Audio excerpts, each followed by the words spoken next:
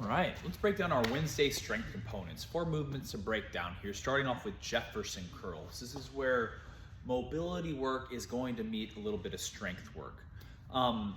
For this though, not looking to go crazy with the weight. We kind of just want a light to moderate weight to assist us with the stretch. Depending how flexible you are, we're gonna have a few modifications, right? But first, let's go over the full version. We're standing on an elevated surface to lengthen, to be able to go into a deeper range of motion in our stretch, and we use the weight to help you with that. A few things to focus on. Legs, we want them locked. From here, I'm just gonna give you a frontal view of what that looks like, and then step to the side so you can actually see what's going on. But we're gonna tuck the chin, round the shoulders, rounding the back, and then flowing down.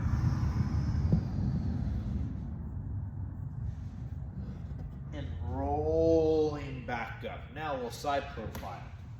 What we're really working on here is flexion in the back. We're purposely rounding it here, right?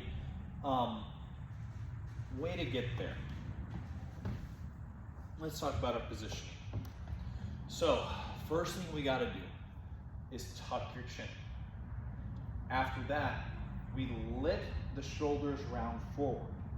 And next, your arms, you don't hear us saying this often, we don't want your arms going straight down your body.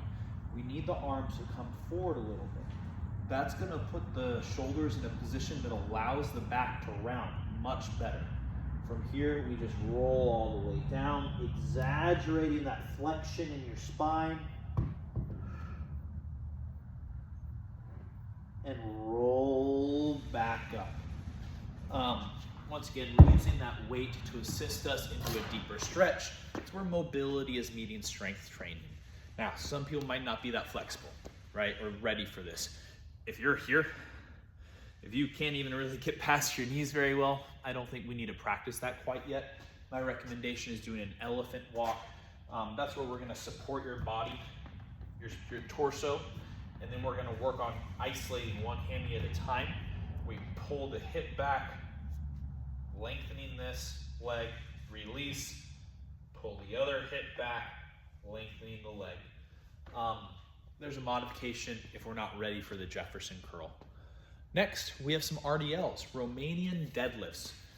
Different than your conventional deadlift. With a conventional deadlift, it's a hinge, but eventually the hips start to sit down. The legs bend so we can find the floor. And we drive through the ground. We use a lot of glutes with our conventional deadlift. With an RDL, the hips aren't going any lower. They're staying at the same height. We're just hinging, okay? So a movement looks like this, 3-second tempo, soft knees. We hinge at the waist, 1, 2, 3. We can see where I'm at, kind of just below my knees. That's plenty of tension for me. And I'm gonna drive back up. Now I'm pretty flexible, right? The goal isn't trying to go as far as you can in this motion. If you're in the proper position, you shouldn't have to go that far. The weights really shouldn't touch the ground. If the weights are touching the ground, one of 3 things. Either you've got really short legs and long arms, or we're in the wrong position. Probably in the wrong position. Second reason why you may be touching the floor is we want an extended spine. With our Jefferson curl, we practiced flexion, we exaggerate it. Now we want to exaggerate an extended spine. Think big, big, big, big, big chest that flattens your back. You're going to maintain that the whole time. If you're touching the floor, it's probably because you're starting to round down and we're missing that key component of an RDL. Or you're bending your legs. We don't want the legs to bend. Remember, we don't want the hips to go down at all. So if you're touching the floor with the weights, it may be because you're getting to a certain point and then all of a sudden the legs start bending and you touch the floor. We want to give you what we want to see. The knees are drawn back. They're not locked out, but they are drawn back. And we are hinging at the waist in this movement. A good visual, right? If we look at this behind me, that box, see how far my ass is from it? If you're doing this properly, hinging, look how close my butt gets to Once again, the edge of this here box. See how much closer it is now? I'm not leaning forward. My hips are moving backwards. I'm maintaining a flat, neutral spine extension. Knees are soft, they're not bending anymore. That's what creates tension back here. Where a lot of people mess up, once again, reference, look how far that box is from my booty cheeks, right? So, a lot of people just lean forward. Looks extremely similar, right? But we're not moving back with the hips, and that's gonna put a lot of pressure right here in your lower back. So something to pay attention to during your RDLs. What'd be next? Our AHP single leg balance. Grab yourself a weight. In the end, designed to be something heavy. Learning though, keep her light. Make sure our mechanics are correct before you grab something heavy. Whichever weight, I say that wrong every time. Whichever arm is holding the dumbbell, you're gonna bring that same leg up to a 90-degree hold. Visual from the side.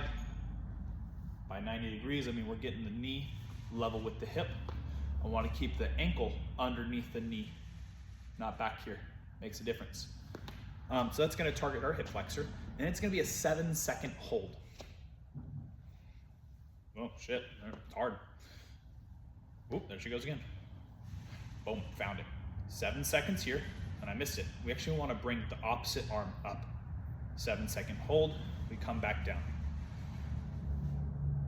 7-second hold, come back down. 3 on one side, then 3 on the other side. Now, obviously, once you start getting heavier, naturally, your body will want to counterbalance, right? And that's what brings the core in. We need to make sure we stay upright and even, and that's what's gonna make you use the core. And our last one, which I don't remember, chin-ups. A little angle change real quick. That should do it. All right. Get this out of the way real quick. Plain and simple. Long arms, full extension.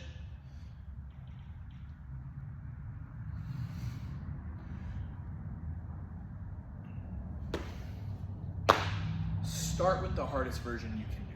We have 8 programmed. Maybe you do 1, 2, 3, or 4 body weight, but then you fatigued, and then you start looking like this.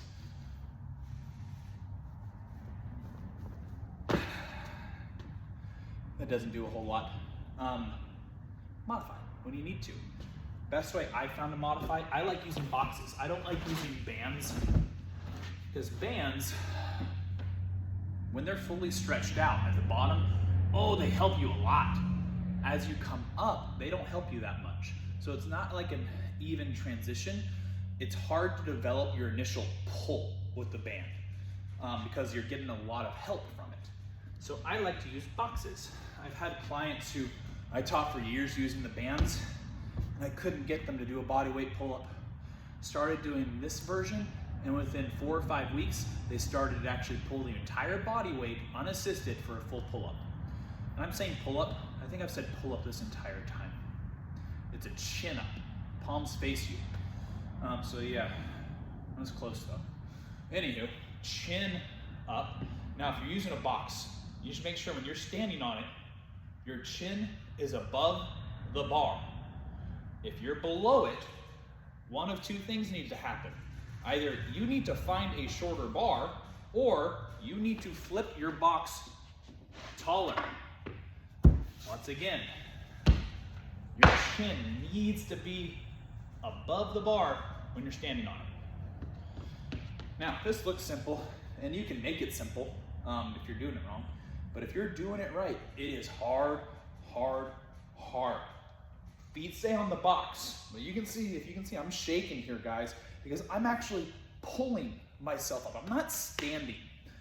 For those who can't pull their entire body weight, yes, your legs will assist you to finish, to kind of the full range of motion to get there. But you're not initiating. You're still pulling with those arms. With your biceps, the legs just barely help you. If this is not extremely challenging, you are using your legs too much. It is tough to find, but just imagine that your feet are barely touching. Like you can barely touch that